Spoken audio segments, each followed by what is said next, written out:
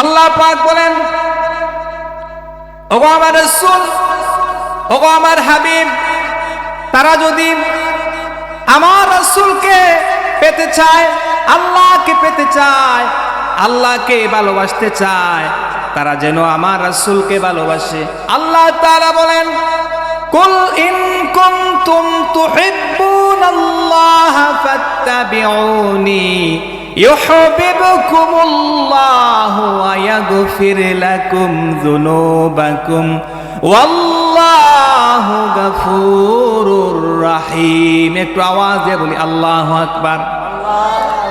আল্লাহ তাআলা বলেন, ওগো আমার রাসূল, আপনি বলে দিন, তারা যদি আল্লাহকে ভালোবাসে, আল্লাহকে পেতে চায়, তাহলে তারা যেন আমার রাসূলকে ভালোবাসে, আমার রাসূলের অনুকরণ করে, আমার রাসূলের সুন্নতে রঙে রঙিন হয়, তাহলে তাদের রবকেই তারা ভালোবাসা হয়ে যাবে। একটু আওয়াজ দিয়ে বলি সুবহানাল্লাহ। তারপরে আল্লাহ বলেন, কেউ যদি আমার রাসূলকে ভালোবাসে তাহলে তার কি লাভ হবে? 2 নম্বরে আল্লাহ বলেন, ওয়াগফির লাকুম, আমি আমার বান্দার প্রতি দয়া করব, ওয়াগফির লাকুম, তার গুনাহগুলি maaf করে দেব, ওয়াল্লাহু গফুরুর রহিম, আল্লাহ হচ্ছেন দয়াবান, আল্লাহ হচ্ছেন ক্ষমাশীল, আল্লাহর চেয়ে দয়াবান, আল্লাহর চেয়ে মেহেরবান, আল্লাহর চেয়ে গফুর রহিম এই দুনিয়ার বুকে আর কেউ হতে পারে না। সুবহানাল্লাহ। আল্লাহর চেয়ে কেউ কি আছে দয়াবান? জোরে বলি, কেউ কি আছে? আল্লাহ বলেন, কেউ নাই রে গোলাম, তোমার রবের চেয়ে, আল্লাহর চেয়ে দয়াবান, মেহেরবান, গফুরুর রহিম এই দুনিয়ার বুকে একমাত্র আল্লাহই হয়ে আছেন। সুবহানাল্লাহ। সম্মানিত হাজিরিন, আমার রাসূলকে আমার জীবন থেকে, আপনার জীবন থেকে, জান থেকে, মাল থেকে সবচেয়ে বেশি ভালোবাসতে হবে। রাসূলুল্লাহর সাহাবী হযরত হানজালা রাদিয়াল্লাহু তাআলা আনহু, সাহাবী, তার জীবন থেকে, তার জান থেকে, তার জান মাল জীবন থেকে, কোথায় দুনিয়ার যা কিছু আছে সব কিছু থেকে তারা আমার রাসূলকে 24টি ঘন্টা তাদের জীবন, জান মাল রাসূলুল্লাহর কদম মুবারকের মধ্যে বিলিয়ে দিত। আওয়াজ দিয়া বলি সুবহানাল্লাহ। ঠিক কিনা? রাসূলুল্লাহর সাহাবীরা তাদের জীবন, তাদের জান, তাদের মাল রাসূলুল্লাহর কদম মুবারকের মধ্যে 24টি ঘন্টা বিলিয়ে দিত। জোরে বলি আল্লাহু আকবার।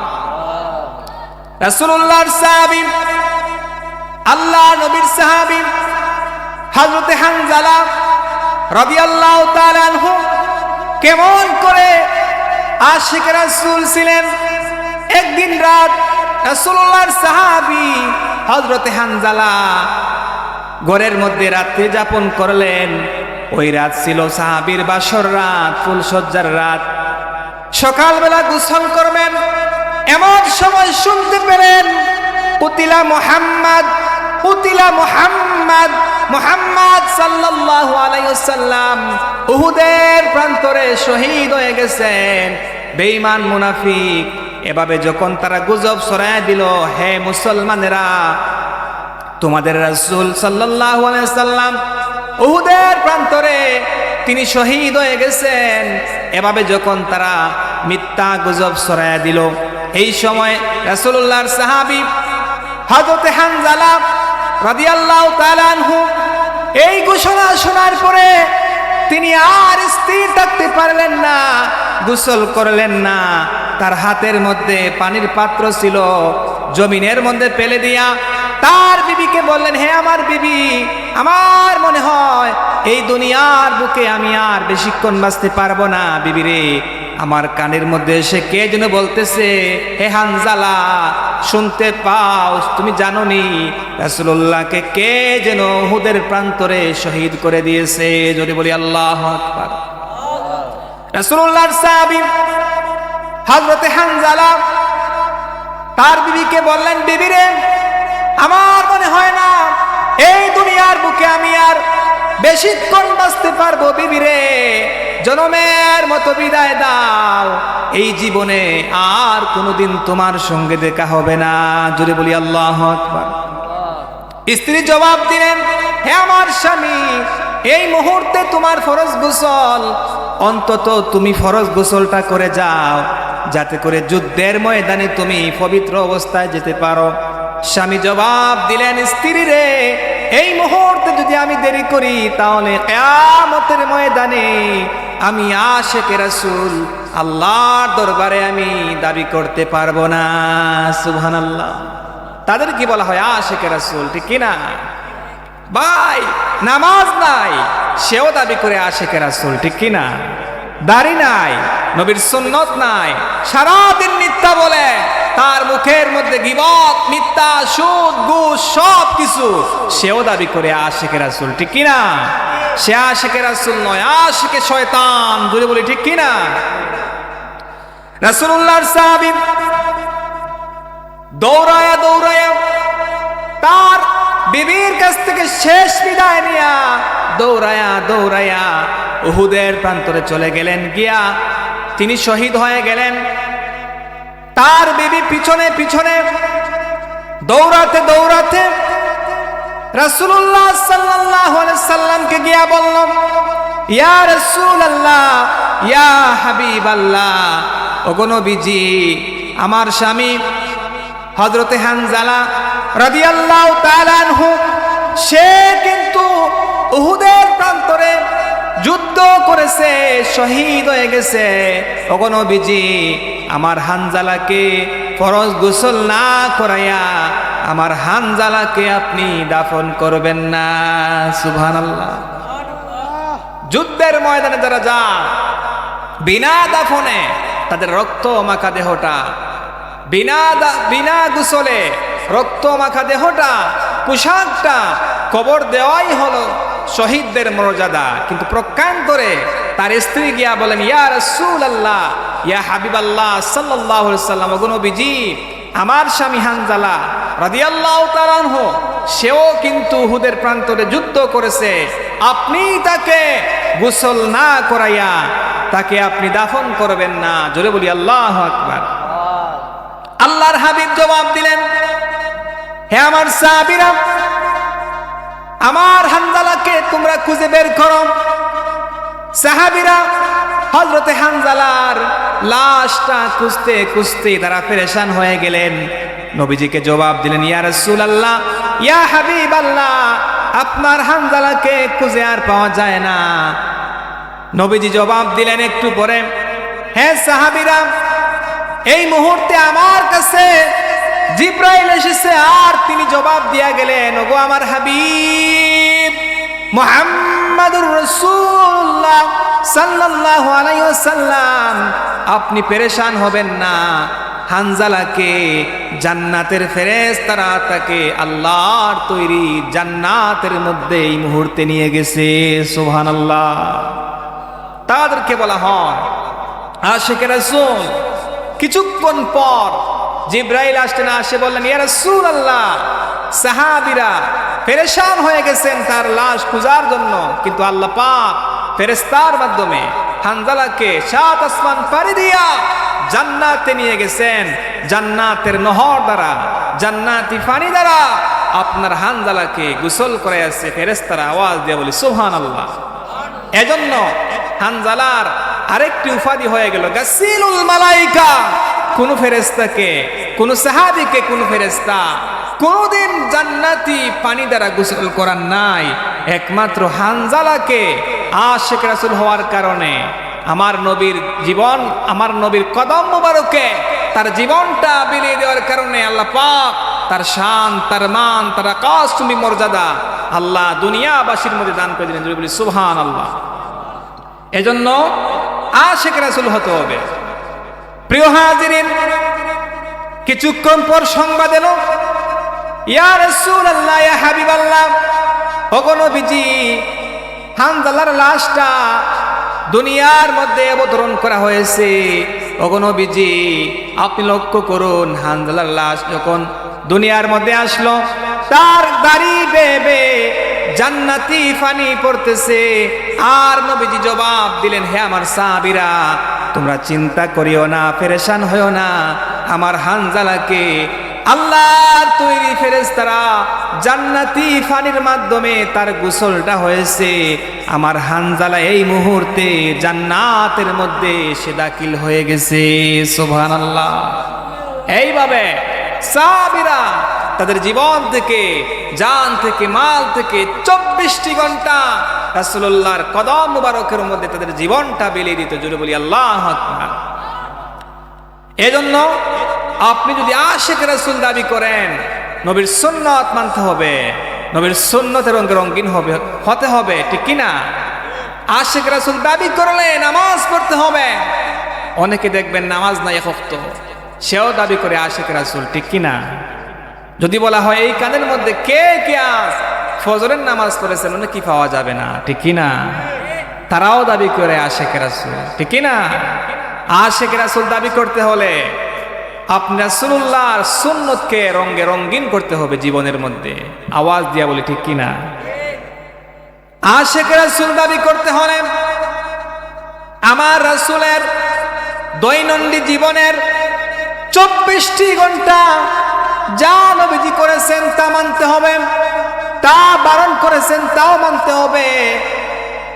শুধু আশিক রাসূল বললে হবে না, শুধু আমার নবীকে ভালোবাসি বললে হবে না, আমার নবীকে তার জীবন থেকে, রাসূলুল্লাহর চাচা আবু তালেব কিন্তু তার জীবন থেকে, তার জান মাল থেকে আমার রাসূলের ভালোবাসার মধ্যে একটু কমতি ছিল না। জোরে বলি, ঠিক কিনা? রাসূলুল্লাহর চাচা আবু তালেব, নাম শুনেন নাই? আবু তালেব সেও কিন্তু আমার রাসূলকে ভালোবাসতো না? তার জীবন থেকে, তার জান মাল থেকে সে আমার রাসূলকে ভালোবাসতো। কাফের মুশরিক ইহুদিরা আমার রাসূলকে যখন নির্যাতন করার জন্য আসতো, আমার রাসূলের চাচা আবু তালেব ডালের মতন আবার রাসূলের সামনে এসে দাঁড়াতেন আর বলতেন, হে কাফেররা, মুশরিকরা, ইহুদিরা, সাবধান, মুহাম্মদ সাল্লাল্লাহু আলাইহি সাল্লাম আমার ভাতিজা, তার গায়ের মধ্যে একটি ফুলের টুকাও দিতে পারবে না। জোরে বলি আল্লাহু আকবার। আবু তালেব যখন তার মরার আগ মুহূর্তে আমার রাসূল সাল্লাল্লাহু আলাইহি ওয়াসাল্লাম তার মাথার পাশের মধ্যে শিয়রের মধ্যে সে বললেন, হে আমার চাচা, আপনি আপনার জীবন থেকে, আপনার জান থেকে, আপনার মাল থেকে আপনি আমাকে 24টি ঘন্টা ভালোবেসেছেন। ওগো আমার চাচা, আমি কথা দিলাম, আপনি যদি কালেমা না পড়ে এই মুহূর্তে আপনার মরণ হয়ে যায়, আপনার জন্য কিয়ামতের দিন চিরতরে জাহান্নাম অবধারিত হয়ে যাবে। জোরে বলি নাউজুবিল্লাহ। আমার রাসূল জবাব দিলেন, ওগো আমার চাচা, আপনি যদি আমার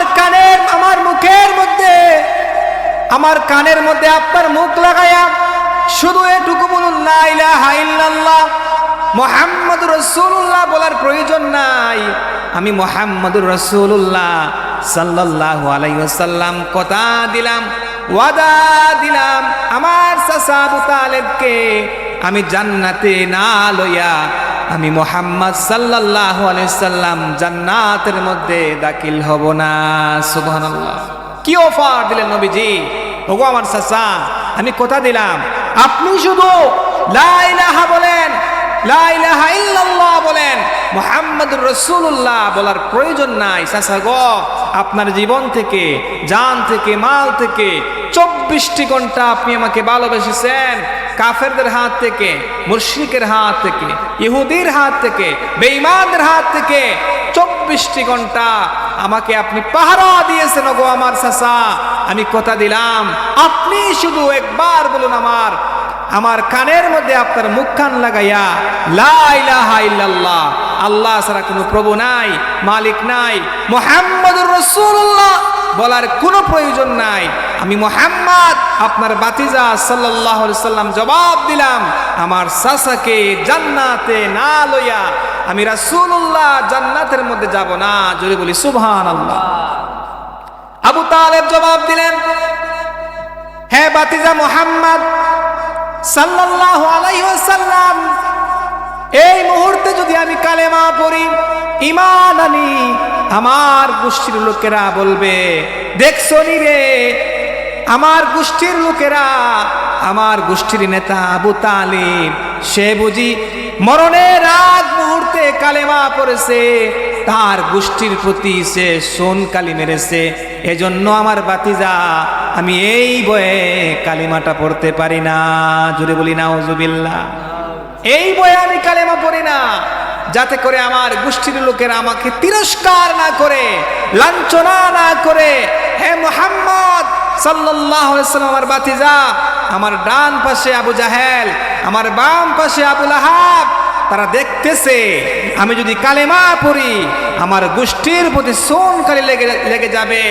এই বয়ে বাতিজা আমি কালেমা পড়ি না। মূলত তার কপালের মধ্যে হেদায়াত নাই। যদি বলি ঠিক কিনা? তার কপালে হেদায়াত নাই। আল্লাহ পাক জবাব দিলেন, ওগো আমার রাসূল, আপনি ভয় পাবেন না, পেরেশান হবেন না। আমি আল্লাহ রাব্বুল আলামিন যার কপালের মধ্যে হেদায়াত রেখেছি, কেউ তাকে হেদায়াত থেকে বারণ করতে পারবে না। আপনি যাকে ভালোবাসেন তাকে আপনি হেদায়াত করতে পারবেন না। আমি আল্লাহ যাকে চাই একটু মুহূর্ত দেরি করি না, তার কপালের মধ্যে আমি হেদায়াত নসিব করে দিয়ে দেই। সুবহানাল্লাহ। একটু দুরূদ শরীফ পড়ি। সাল্লাল্লাহু আলা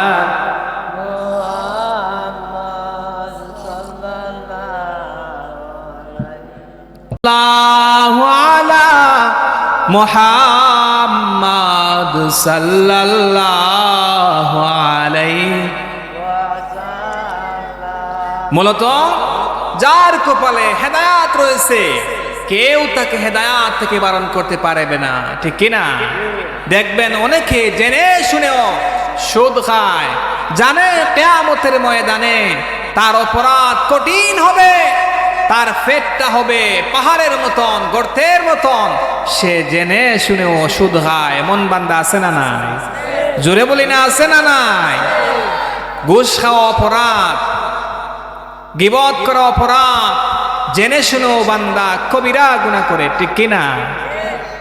কিন্তু আল্লাহ পাক যে গোলামকে ভালোবাসেন, যার প্রতি দয়া করেন, যার প্রতি রহম করেন, সে বান্দার মাধ্যমে আল্লাহ দুনিয়ার বুকে বেশি বেশি করে নেক আমল করান। জোরে বলি সুবহানাল্লাহ। এজন্য আমার রাসূলকে ভালোবাসতে হবে জীবন থেকে, জান থেকে। রাসূলুল্লাহর সাহাবী, রাসূলুল্লাহ সাল্লাল্লাহু আলাইহি ওয়াসাল্লামের সাহাবী হযরত বেলাল রাদিয়াল্লাহু তাআলা আনহু, তার জীবন থেকে, তার জান থেকে আমার রাসূলকে সবচেয়ে বেশি ভালোবাসতো। জোরে বলি ঠিক কিনা? আল্লাহর হাবিব সাল্লাল্লাহু আলাইহি ওয়াসাল্লাম তিনি যখন কালেমার দাওয়াত দিলেন, বেলাল একটু মুহূর্ত দেরি করলেন না। তিনি কালেমা পড়ে ঈমান আনলেন। তিনি বুঝতে পারলেন তিনি এমন নবী, এমন রাসূল, তিনি যা বলেন তা কখনো মিথ্যা হতে পারে না। সুবহানাল্লাহ। হযরত বেলাল রাদিয়াল্লাহু তাআলা আনহু তিনি যখন কালেমা পড়লেন, ঈমান আনলেন, তার মুনিব জানতে পারল উমাইয়া বেলাল বুঝি কালেমা পড়ে ঈমান এনেছে।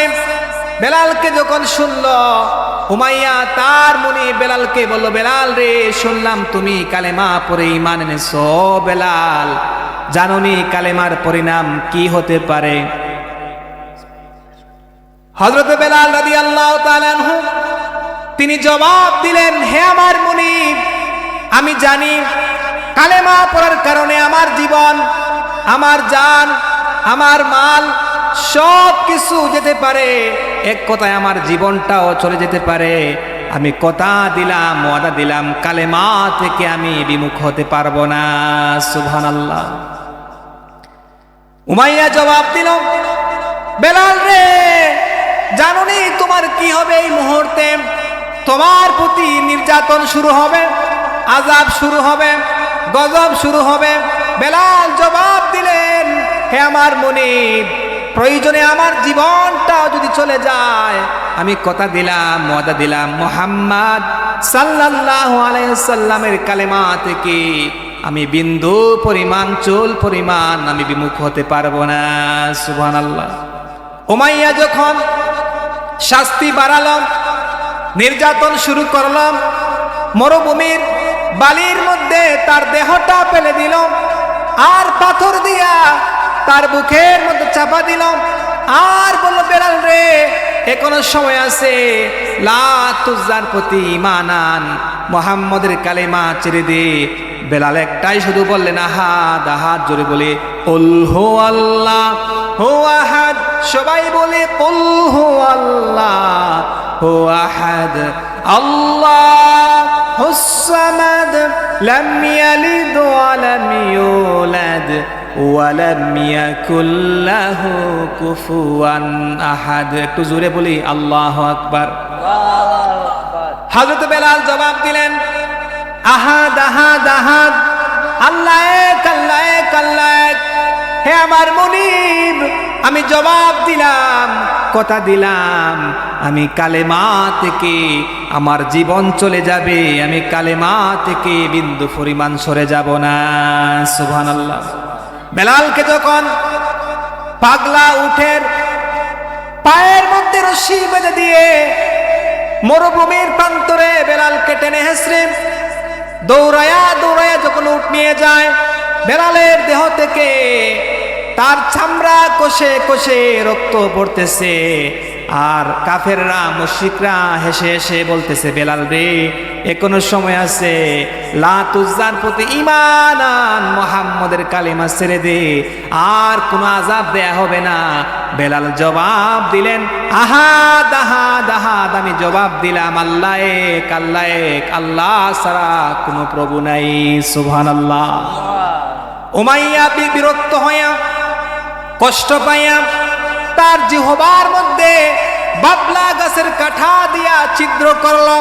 বেলাল জবাব দিলেন হে আমার উমাইয়া, হে আমার মুনিব, আমার জিহ্বা থেকে আমার মুখ থেকে আল্লাহর হাবিবের নামটাও যদি, আল্লাহর প্রতি নামটাও যদি মুছে দাও, আমার হৃদয় থেকে আল্লাহর নাম, আমার হাবিবের নামটা তুমি বিন্দু পরিমাণও তুমি মুছে দিতে পারবে না। সুবহানাল্লাহ। সেই ঈমান আল্লাহ বেলাল রাদিয়াল্লাহু তাআলা আনহু, তারাই ছিল মূলত আশিক রাসূল। জুড়ে বলি ঠিক কিনা? এভাবে যখন হযরত বেলালকে নির্যাতন করলো, আযাব দিল, পাশ দিয়ে হেঁটে যাচ্ছিলেন হযরত আবু বকর রাদিয়াল্লাহু তাআলা আনহু, তিনি জবাব দিলেন হে উমাইয়া, তোদের একজন নেতা, তোদের দলের একজন কাফের আমার কাছে বন্দী, প্রয়োজনে তাকে তুমি নিয়ে যাও, তবুও রে উমাইয়া বেলালকে তুমি ছেড়ে দাও। জুড়ে বলি সুবহানাল্লাহ। রাসূলুল্লাহ দরবারে সেই সংবাদ পৌঁছায় গেল, ইয়া রাসূলুল্লাহ ইয়া হাবিবাল্লাহ, ওগো নবীজি আপনার বেলাল কালেমা পড়েছে, সেই শাস্তি ভোগ করতেছে, তার মুনিব উমাইয়া তার প্রতি নির্যাতন শুরু করছে, তাকে কিভাবে আজাদ করা যায়, মুক্তি দেওয়া যায়। আবু বকর রাদিয়াল্লাহু তাআলা আনহু অর্থর মাধ্যমে, কয়েকটি উঠের মাধ্যমে তাকে মুক্ত করে বেলালকে আনলেন। আর রাসূলুল্লাহ বলেন হে আবু বকর, আমার কাছ থেকেও তুমি কিছু অর্থ নিয়ে যাও, প্রয়োজনে আমার বেলালকে মুক্ত আকাশের মধ্যে এনে ছেড়ে দাও। সুবহানাল্লাহ। তাদেরকে বলা হলো আশিক রাসূল। সম্মানিত হাজিরিন, সময় খুবই অল্প, অনেক রাত হয়ে গেছে, আমি আর লম্বা করব না। কি বলেন আপনারা? মিলাদ শেষ করে দেব। আমি যে আয়াতটা তেলাওয়াত করেছি, আল্লাহ পাক বলেন ওগো আমার রাসূল আপনি বলে দিন, তারা যদি আল্লাহকে পেতে চায়, যদি বলি কাকে পেতে চায়? আল্লাহকে পেতে চায়, প্রথম নাম্বার হলো সে আমার রাসূলকে ভালোবাসতে হবে, আমার রাসূলের সুন্নতের রঙে রঙিন হতে হবে, তাহলেই সে আল্লাহকে পেয়ে যাবে। জোরে বলি সুবহানাল্লাহ। আমাদের মনের বেদনা যেতে চায় সোনার মদিনা, কোন পথে হব রওয়ানা বলে দাও শাহে মদিনা, ইয়া নবী সালাম ইয়া রাসূল সালাম ইয়া হাবিব সালাম আলাইকা সালাওয়াতুল্লাহ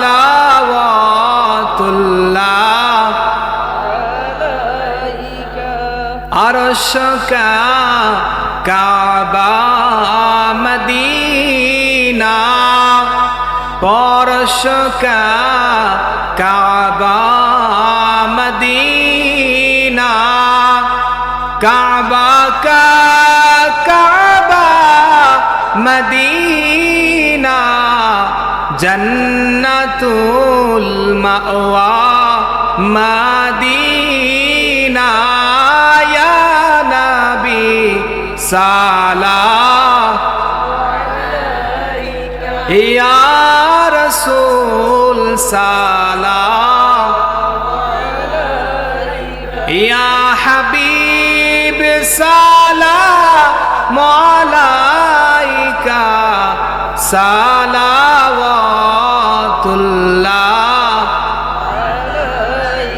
या रब्बी सल्लिम दाइमन अबदन अला हबीबिका खैरिल खल्क़ि कुल्लिहिम बलगल उला बिकमालिहि कशफद दुजा बिजमालिहि हसनत जमीउ खिसालिहि सल्लु अलैहि व आलिहि अस्तगफिरुल्लाह इन्नल्लाह गफूरुर रहीम अस्तगफिरुल्लाह रब्बी मिन कुल्लि ज़ंबि व अतूबु इलैहि ला हौला वला कुव्वता इल्ला बिल्लाहिल अलिय्यिल अज़ीम ला इलाहा इल्लल्लाहु मुहम्मदुर रसूलुल्लाह सल्लल्लाहु अल्लाहुम्मा आमीन